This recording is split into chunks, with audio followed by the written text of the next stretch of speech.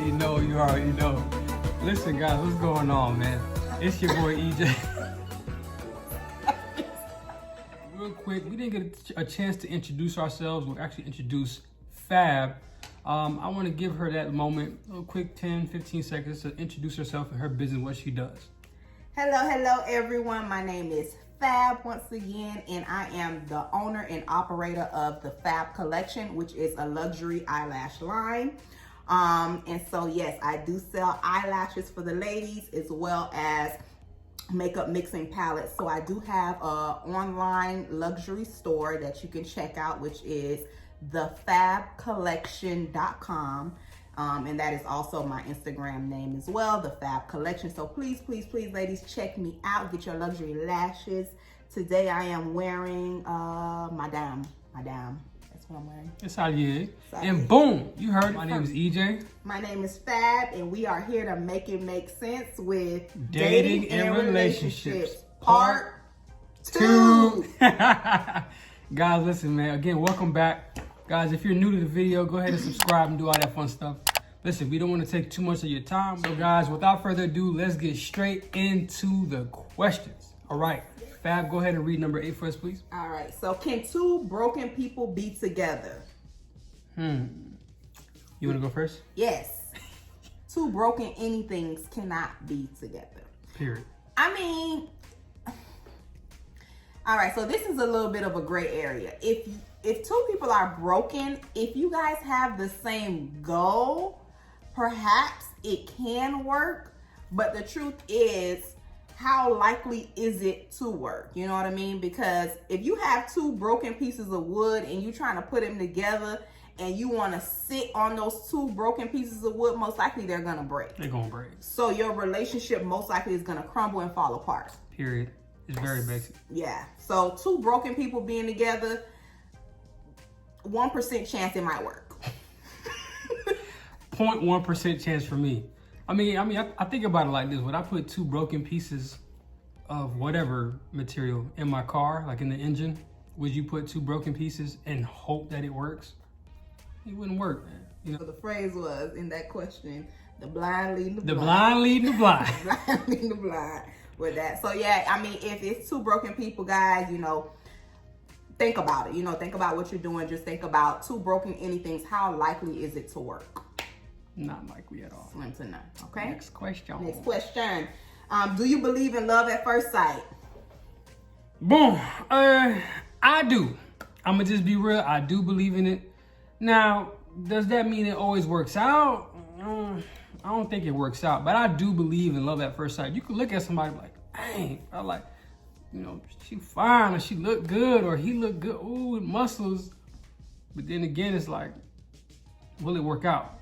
I don't think so. What do you think? So love at first sight. When you see someone and you fall in love, the only thing that you can fall in love with is the physical, what you see. Period. So you, in my opinion, you can't fall in love with someone just by seeing them one time. Now, you can fall in love with the appearance or how they look, the swag, you know, how they walk into the room. I think that's the point of love at first sight is what you see. You don't know nothing about the person. I mean, you know.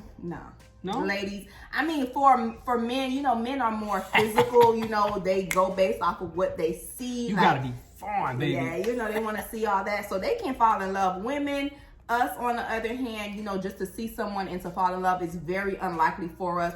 We're more mental, so you got to stimulate our minds. We got to really know, you know, what's up there before we fall in love. Fellas, take note. Y'all got to learn how to stimulate their minds now. Stimulate it, yes. Make my mind work, you know what I mean?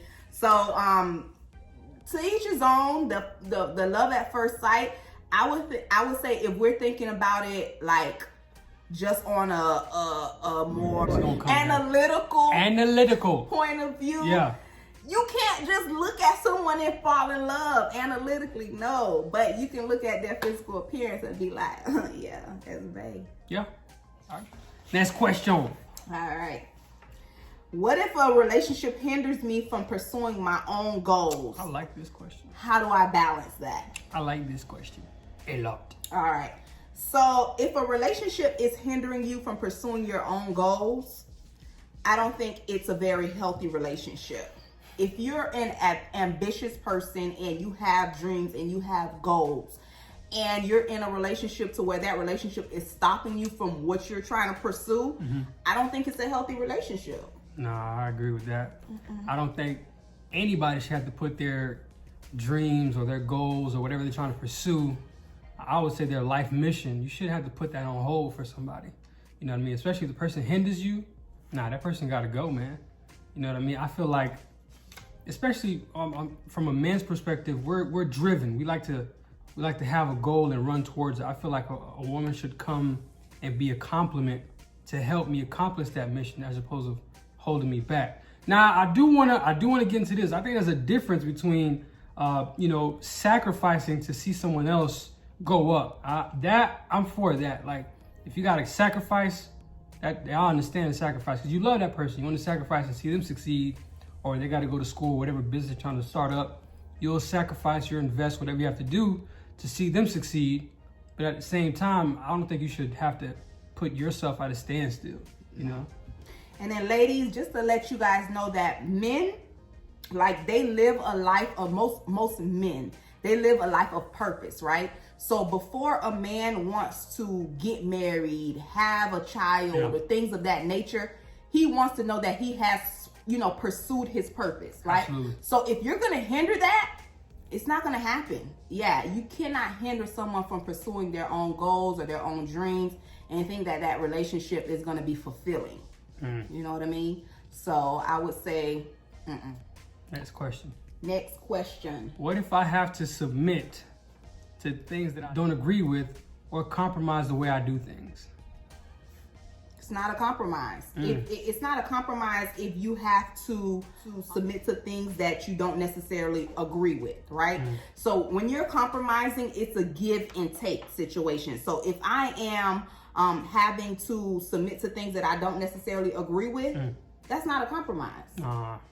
So we had a great example on the call to where if I want to eat chicken wings 3 nights a week, right? And you want to eat burgers 3 nights a week, right? Okay. Facts. Now we know that we're going to have to come into a middle ground. So maybe I can do chicken wings 2 nights a week and you can do your burgers 2 nights a week. And that way we both get what we want, right? And it's still a success, but there's the compromise in that. Yeah, just to piggyback real quick, man. I mean, I feel like the whole compromise thing, I mean, honestly, it's a beautiful thing, really. When there's clear communication and there's understanding between both parties, you do want to make sure that, whatever you're compromising, it's not to a disadvantage to you. Like, you're willing to do it and it feels comfortable on both ends. You know what I mean? And you should never compromise your standards, ever. Period. All right. That's a no-no. Next question. Next, let's go. What do you do when your partner oversteps his or her boundaries, hits below the belt, using something personal that you told them and using that against you? I mean, real simple. You would just have to draw or redraw that boundary. I think for me, it would hit me as, hey, did I communicate my boundary clearly? And did they understand my boundary? Because you crossed it. Do you know you crossed the line? That's a foul on the play. I'm gonna let you know, but if you do it twice, you see what twice do, you got to go. You feel what I'm saying? Go ahead, Fab. EJ said something that was very profound. A lot of times when we have boundaries, we don't communicate them, or the other party doesn't even know that it was a boundary. So yes, did I communicate my boundary in a way that my partner can understand that, hey, do not cross? So make sure that you are communicating your boundaries if you do have them when it comes to certain personal things that you have, shared with your partner, so that they know that those are lines that should not be crossed. Because a lot of times we have boundaries, but we don't communicate them. I do want to just touch on this a little bit. Hitting below the belt, I mean, honestly, that just lets me know that you're immature, that you're willing to go that low, that you can't stay at eye level, that you have to go down here. Because below the belt, when you're boxing, you hit below the belt, it's like, that's a no-no. You can't do that. You know what I'm saying? So having to hit below the belt, it's like, wow, you're that immature mentally. You know what I mean? Completely agree. All right, next question. Yo, we zooming through these, man. We're going right through them. How do you feel about the following statement? Your partner has to ask you permission to go somewhere or do something? Permission. First of all, we are all adults. Period. Okay? So our audience is an adult audience. So there should be no permission asking to do or go somewhere, to do something or to go somewhere. However, okay, you should communicate anything that you have planned. Like we discussed on the call. For instance, if I have something planned or going on this weekend, I can say, hey, hon, I have X, Y, and Z. Did you have any plans for us this weekend? Right. I wanted to do so and so. Right. Just so that you're communicating what you have planned or what you want to do. But we're not asking permission. Period. I mean, I have nothing else to add to that, man. You just want to get verification, really. You don't want to have to control somebody and see, hey, what are you doing? You know, what's the plan to let the person in? But you do want to communicate, you know, and just, you know, check in so that way, you know, you don't have to, you know, over plan or, you know, you guys don't communicate and, hey, babe, we had a date. Did you forget? You know, you want to be sure you communicate, but having to ask somebody, I don't know how I feel about that. No, we're not asking nobody. So no asking of permission. However, you do want to communicate. Yes. You know, it is whatever it is that you have going on, maybe with your friends or maybe with coworkers or whatever, so that everyone's on the same page. Just in case someone made plans or wanted to surprise you. Right. You know what I mean? Everyone is on the same accord as far as that goes. But no. Before we get to the last question, one thing that I see that we talk about a lot, and I just want to reiterate it: communicate. If you look back on all these questions, everything we said was communicate. Yeah. If you communicate and communicate effectively, I just communicate effectively, clearly, and there's understanding. Honestly, man, like it should be. I'm not gonna say it should be smooth, but it's gonna be more comfortable that you guys can communicate and you guys feel vulnerable. One thing that I took from Pastor Michael Todd, he lives his life with his wife where they're hot, they're honest, open, and transparent. That type of communication is critical. I mean, it allows you to be in sync. You know what I mean? Good stuff. Yeah. Good stuff. Last question. Last question. All right. This is a good one. Right. How do you feel about a single woman or man playing the role of a wife or husband, however you're single? So you're single, you're dating someone, and you are either playing the role of a husband or a wife to the person that you're dating. So no ring on it. No ring. But you playing the role. All right. I'm gonna let you go first on that one. So this is my thing. When you're dating someone, you shouldn't feel entitled to have to prove yourself. Yes. Like, I need to prove that I'm a wife material. I need to prove that I'm a husband material. Listen closely, y'all. Listen. You shouldn't have to prove yourself. You should just do you.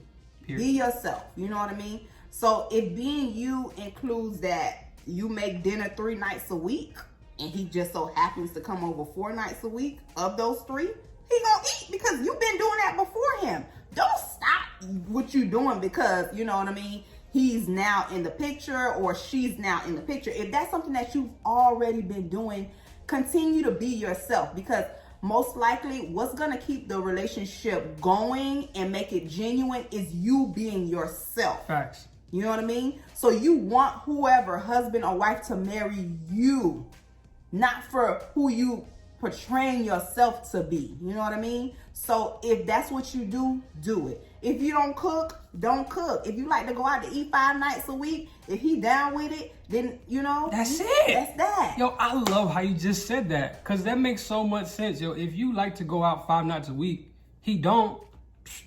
I mean, you know, you guys don't match in that sense, and there's going to be some kind of bumpy areas. But if you guys can communicate, or let's say you like to cook, if it's natural, I want to reiterate, because you talked about that. If it's natural that you're a caregiver, that you love to nurture, is natural to you, do what you do what feels good. But don't give wife or husband duties. Ain't no ring. It's just like, what's the point of being a wife or a husband? Like, it makes no sense, right? Right. Like, what's the point of the ring? Yeah. I think when you're single, you should play yourself, right. Especially if you're dating. You're not married. Play yourself. So whatever it is that you would do naturally, just continue to do it, because the women by nature, we're nurturers. You know what I mean? So we're gonna nurture someone that we're dating. We're most likely gonna nurture our brothers. We're gonna nurture our children, or people around us. That's just what we do. If that's your character to do that, you continue to do that. You know what I mean?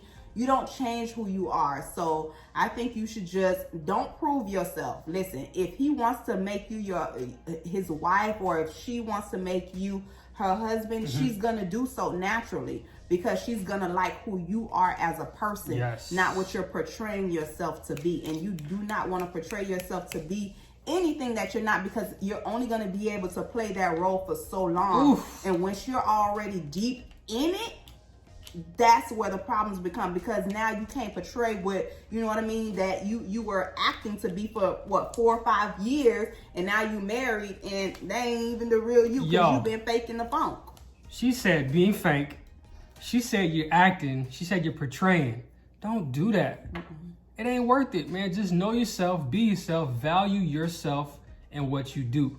Now, if you want to learn some new things, you know what I'm saying, try to please them, do it to something that feels comfortable to you. But don't try to act or put up a front or put on a mask or do things that you normally don't do. I mean, you ultimately just setting yourself up for failure, really. And that's what we're not doing. Because you're trying to, exactly, you're living up to false expectations, man. Yeah. And you know you ain't gonna meet them. You could do it for like probably a day or two, 30 days, whatever, but to continue that for a lifetime is like, I get tired of this. Nah, don't do that. Guys, that's pretty much all we have for you. Appreciate you. Please leave your comments, share, subscribe again.